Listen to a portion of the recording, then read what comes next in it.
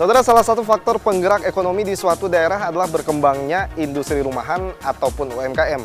Dan kali ini saya akan mengajak Anda untuk melihat salah satu UMKM atau industri rumahan di Kota Pangkal Pinang yang dijalani oleh Ibu Sri. Usaha apa yang dijalaninya dan bagaimana proses dia memulai usaha dari nol, saya akan mengajak Anda.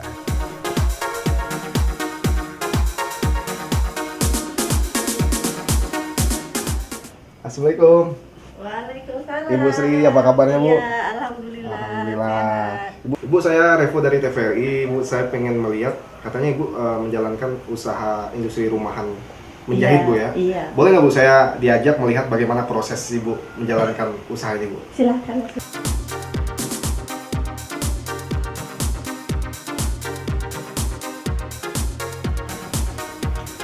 Oh, di sini, Bu ya? Iya. Ibu membuat bajunya, Bu ya?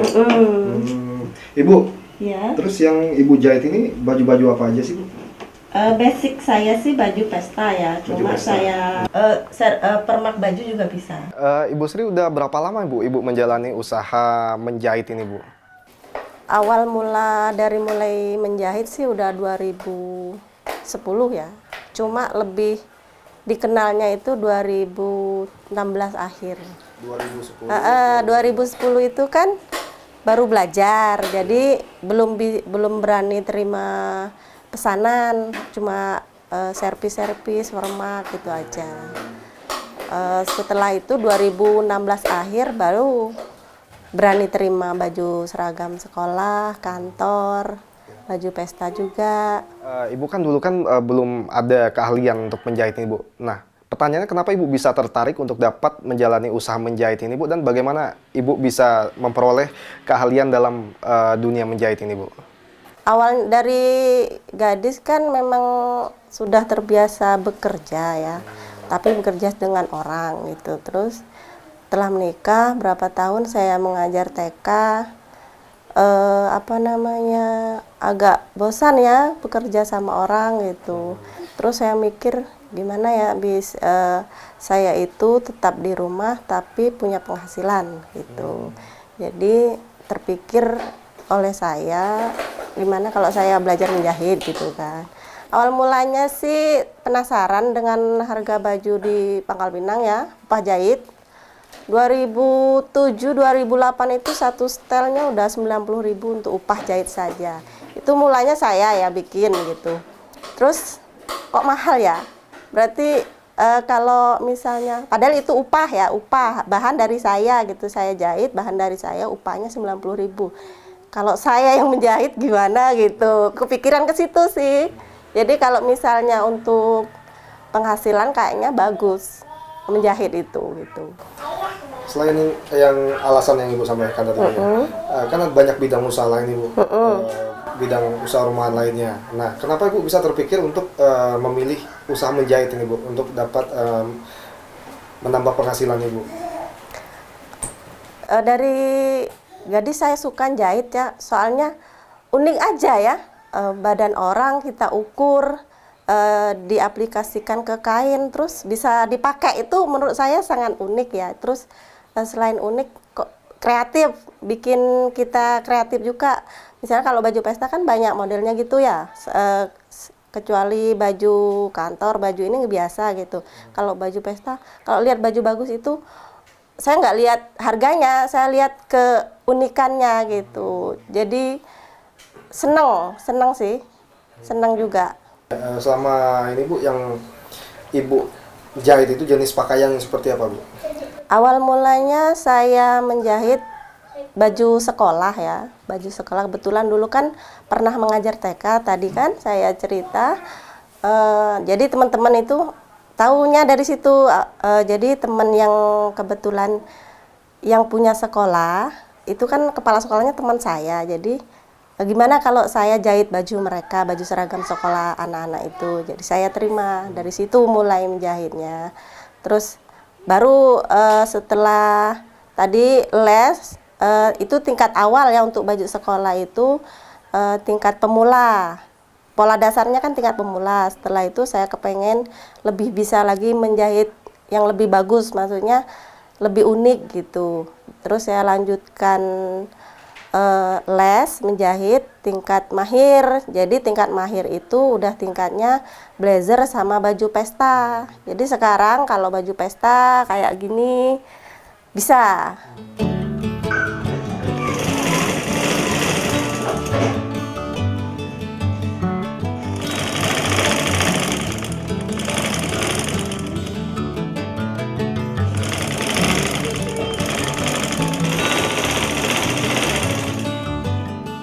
Wah, ini termasuk salah satu hasil Ibu, Bu ya. Iya. Ini bagus sekali, Bu. Ini Ibu untuk membuat baju yang model seperti ini lama nggak, Bu?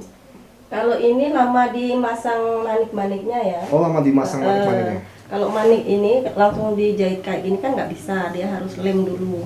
Kita lem, pakai lem tembak, Iya, tempelin baru kita jahit. Kalau lem aja kan biasanya lem itu kena panas dia meleleh jadi lepas. Jadi biar lebih kuat kita jahit satu-satu. Dan memang ini diperuntukkan untuk dijahit karena memang ada lubang untuk dijahit ini.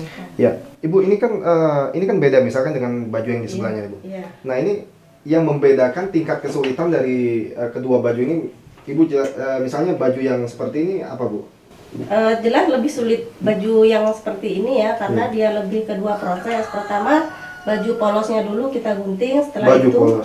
berukatnya ini kita gunting, setelah itu kita jelujur satu-satu ke baju polosnya. Setelah dijelujur baru bisa kita jahit. Iya. Nah, setelah dijahit baru dipasang motif-motifnya. Jadi dia prosesnya lebih lama ke baju ini. Berarti dibandingkan dengan baju yang lain itu dia untuk baju yang seperti ini ada beberapa proses, Bu ya. Karena juga bahannya juga beda-beda di sini, Bu ya. Iya. Nah, ini yang dipakai ini bahan-bahan apa saja sih, Bu? Karena kan ini kan beda, Bu. antara Kalau dalam dan yang luar. ada ini nih namanya brokat ya. Brokat kalau yang ini namanya bahan satin, satin polos. Kalau di sini kebiasaan orang bilang satin polos ini. Tapi kalau namanya sendiri sih velvet, nama asli dari kainnya. Tapi kalau orang sini bisanya satin polos. Kalau ini brokat.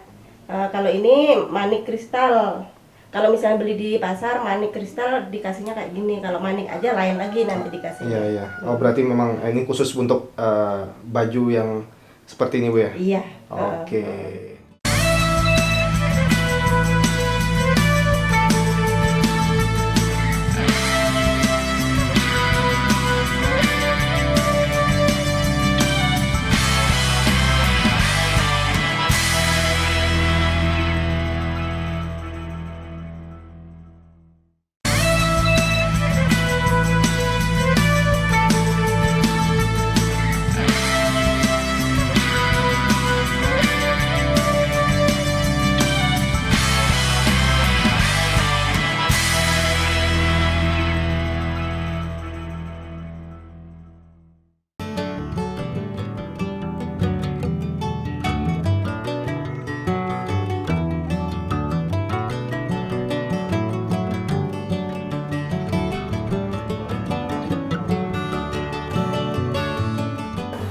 Bu Sri, selama Ibu menjalani usaha menjahit ini, Bu, apa, Bu, kendala yang Ibu alami, Bu, yang dihadapi, Bu?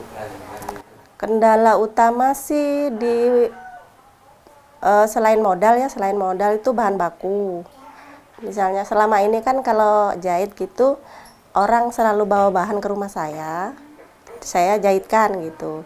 Sedangkan saya itu berkeinginan, saya istilahnya menyediakan bahan baku, terus mereka beli ke saya, jahitnya pun ke saya gitu. Nah, itulah yang jadi kendalanya, modal bahan baku sama modal usaha tadi.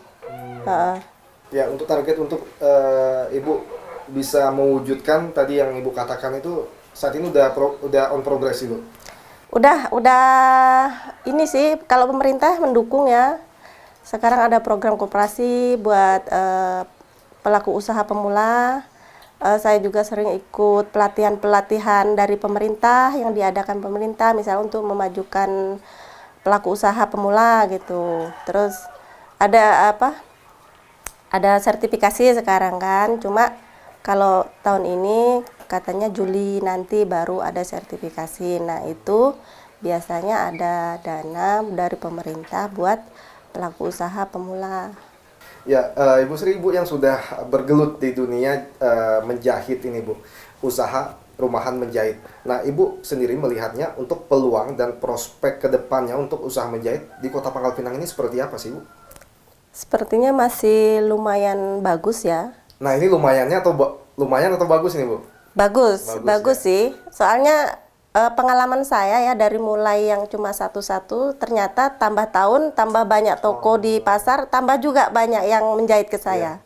Berarti semakin waktu ternyata terjadi peningkatan Iya. yang pemesan gitu, Bu, ya, untuk membuat baju. Nah, ini dari segi penghasilan, terus juga dari karena kan pembeli ini kan tidak sedikit juga yang ingin membeli bahan misalnya baju yang sudah jadi, yang sudah ada di toko-toko. Nah, ini bagaimana perbandingannya dengan konsumen yang lebih memilih untuk menjahit baju ini, Bu? Sepertinya mereka lebih suka pelanggan yang apa namanya, lebih ke pelanggan saya ya. Mereka lebih suka mendesain bajunya sendiri. Kalau di pasar itu kan kebanyakan itu tidak satu baju. Misalnya satu motif itu bisa 5-6 ukuran gitu kan. Jadi bajunya sama.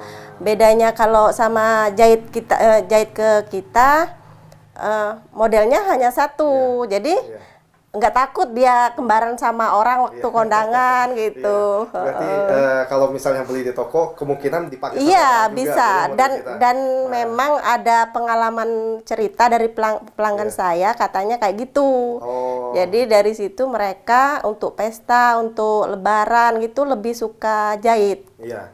Biar pola dan desainnya itu lebih pribadi gitu, Bu, ya. Dan Iya. tidak ada yang ngikut gitu, Bu, ya. Oke, Ibu, untuk bahan-bahan ya, Bu, ya, bahan-bahan dari Ibu menjahit ini Ibu dapatnya dari mana, Bu? Kalau bahan sebagian saya beli di sini, pasar sini, sebagian saya online. Belinya ada yang di Jakarta, ada yang di Bandung, langsung ke sana.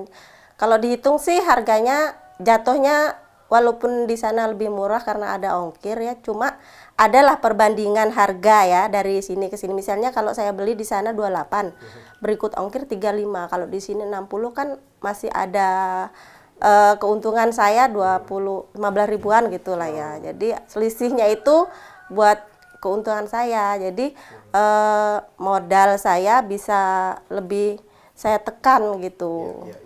Terus alasan lainnya Ibu lebih memilih untuk membeli bahan baku di luar itu apa, Bu? Dari kualitas atau Kualitas lebih bagus, motif sama selain harga, kualitas, motif juga ini warna baju. Kadang-kadang di sini sama namanya, cuma beda barangnya gitu. Saya udah ini sih udah coba ya beli di sini 60 1 meter, saya beli di luar 28. Ternyata harganya lebih bagus yang 28 itu. Ibu ini menjahit baju, apakah yang datang itu mereka yang memang hanya ingin menjahit untuk mereka pribadi? Atau pernah tidak Ibu menerima orderan itu yang misalnya dalam jumlah besar itu, Bu? Kalau jumlah besar sekali belum ya, tapi maksimal itu ada 20 sampai 35 setel ada baju, kebanyakan baju pesta. Baju keluarga, baju pesta. Terakhir kemarin ada 10 setel baju batik. Ya. Ibu untuk membuat misalnya ini satu potong baju ini lama nggak, Bu? Satu baju untuk dari mulai proses potong ya, proses pola, potong, gunting sama jahit sehari bisa 2 baju. Tapi Satu hari bisa 2 baju? ya, saya lain hari misalnya pola gitu. 1 hari, gunting 1 hari menjahit terus gitu. Berarti kalau potong misalkan saja. itu untuk semua jenis pakaian, Bu? Tidak, kalau baju pesta lebih rumit. Ya. Lebih rumit. Kalau pesta itu mungkin 1 baju, kalau yang modelnya sangat rumit ya, bisa 1 baju itu bisa 2 hari. Untuk baju pesta. Iya. Jadi kalau pesan baju nggak bisa hari ini pesan besok jadi nggak bisa.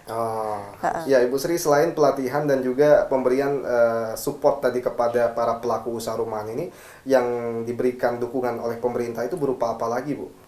Istilahnya ini ya, kalau bahasa ininya bengkelnya para pelaku usaha gitu ya. Jadi kalau mau ada masalah pendanaan, pemasaran, IT, Iya. ada di Plut semuanya. Jadi Termasuk juga mempromosikan hasil karya yang iya, dihasilkan.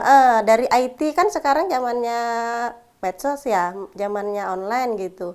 IT mereka melayani. Ya, industri apapun saat ini, terutama industri rumahan lah, industri kreatif yang memang misalnya para pelaku usahanya itu tidak memiliki outlet tersendiri untuk dapat memasarkan hasil karyanya. Nah ini kan tentu saja harus beriringan dengan perkembangan teknologi ini Bu. Nah Ibu sendiri untuk melihat perkembangan teknologi di dalam usaha yang Ibu jalani sekarang ini bagaimana Bu? Saya sangat senang ya untuk kemajuan teknologi sekarang. Pertama, saya tidak harus bertemu dengan pelanggan, tapi saya bisa melayani mereka juga gitu. Seperti kemarin contohnya kan, saya kan awalnya kami udah ketemu, terus ternyata bajunya enak dipakai, dia pindah ke Jakarta, terus dia pesan lagi ke saya dengan ukuran badan yang udah saya catat kan. Jadi itulah kemudahan-kemudahan yang bisa saya rasakan dari online itu sendiri. Oke Bu Sri, ini berarti bajunya masih setengah jadi Bu ya? Iya. Setengah jadi, berarti kita akan lanjutkan lagi nih Bu, proses Oke, menjahitnya. iya. Oke, Ibu bisa lanjutkan Ibu. Terima kasih.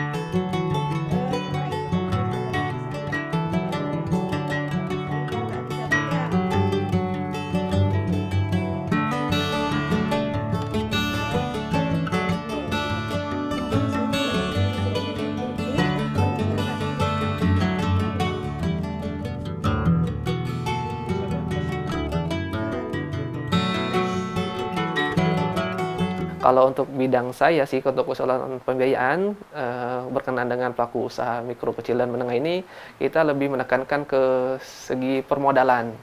Permodalan di situ yang jadi banyak kendala pelaku usaha ini, mereka kekurangan modal usaha.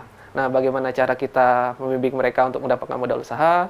Di situ kita memfasilitasi mereka untuk mendapatkan modal dari lembaga keuangan bank dan non-bank. Lembaga keuangan bank itu seperti Kredit Usaha Rakyat yang menjadi program pemerintah. Dan untuk lembaga keuangan non-bank, kita kerjasama dengan program kemitraan dari BUMN. Kalau untuk di Bangka sini, yang kita jadi mitra, ada PT Timah, ada PT Taspen, dan ada Telkom. Selain dari itu juga, kita dari program Kementerian Koperasi dan Usaha Kecil Menengah untuk wirausaha yang pemula, ada program sendiri namanya Wirausaha Pemula. Di situ ada dana hibah besarannya sekitar 10 sampai 12 juta. Itu diajukan bagi wirausaha pemula yang sudah punya sertifikat kewirausahaan. Nah, sertifikat kewirausahaan itu menjadi program dari Kementerian Koperasi dan Usaha Kecil Menengah untuk provinsi di bawah Dinas Koperasi dan UMKM. Nah, untuk modal sendiri, seperti saya bilang tadi, kita memfasilitasi mereka. Kalau mereka pengennya ke bank, kita bantu ke bank. Di sini kan ada beberapa bank penyalur untuk kredit usaha rakyat. Nah, kalau memang mereka selain pengen nggak di bank, bisa kita ajukan ke program kemitraan dari BUMN sendiri. Itu tergantung teknis dari BUMN tersebut. Kita sih sifatnya membimbing mereka gitu. Kita kan sebelumnya kita mengidentifikasi mereka ya, dari segi mereka, permodalan mereka dari awal berapa, dari tenaga kerja yang bekerja dengan mereka berapa, dari omset mereka. Nah, setelah kita bimbing, nanti kita lihat apakah ada perkembangannya. Omset mereka naik, aset mereka naik, tenaga kerja mereka naik, modal mereka juga naik. Nah, di situ bisa kita lihatan, kita bisa mengkalkulasi mereka naik kelas itu. Kalau kondisi sih karena banyak ya UMKM ini, berbagai banyak sektor. Nah, kita sifatnya kalau untuk di Pulut sendiri kita ingin memfasilitasi mereka, mendampingi mereka setiap ada permasalahan, karena Pulut itu kan bahasanya rumah sakitnya bagi UMKM. Jadi kalau mereka ada kendala perihal usaha mereka, bisa datang ke kita di kantor gitu. Berkaitan dengan Ibu Sri ini kan merupakan binaan kita ya, binaan dari Pelayanan Usaha Terpadu Koperasi Usaha Mikro Kecil Menengah Provinsi Kepulauan Bangka-Belitung. Nah, kita di sini mengharapkan dari wirausaha pemula seperti Ibu Sri ini, kita harapkan mereka untuk membentuk koperasi. Karena manfaatnya apa? Dengan koperasi itu kita mengelola secara bersama-sama berdasarkan asas kekeluargaan. Jadi mereka istilahnya pembentukan mereka juga kan minimal 20 orang. Nah, berbagai macam pelaku usaha itu nanti berkumpul, kita bimbing mereka untuk membentuk koperasi. Di situ kita ada namanya untuk pelatihan untuk pembentukan koperasi. Apa sih manfaat koperasi itu? Seperti saya bilang tadi, selain menggunakan asas kekeluargaan, mereka di situ juga terbantu juga untuk segi permodalan mereka. Jadi mereka punya iuran, setiap bulannya mereka kumpulkan, nanti dari iuran itu mereka kembangkan usaha koperasi mereka sendiri. Nah, kita harapkan dengan ada koperasi ini, secara bersinergi juga jadi program dari Dinas Koperasi dan UMKM. Kita pengen bantu mereka untuk membentuk koperasi. Saudara, usaha rumahan yang digeluti oleh Ibu Sri menjadi salah satu contoh tumbuh kembangnya industri ataupun UMKM di Provinsi Kepulauan Bangka-Belitung. Perjuangan dari Ibu Sri yang memulai usahanya dari nol dapat menjadi motivasi bagi kita untuk tidak takut dalam memulai usaha. Akhir kata saya, Dik Revolino, sampai jumpa di Potret episode selanjutnya.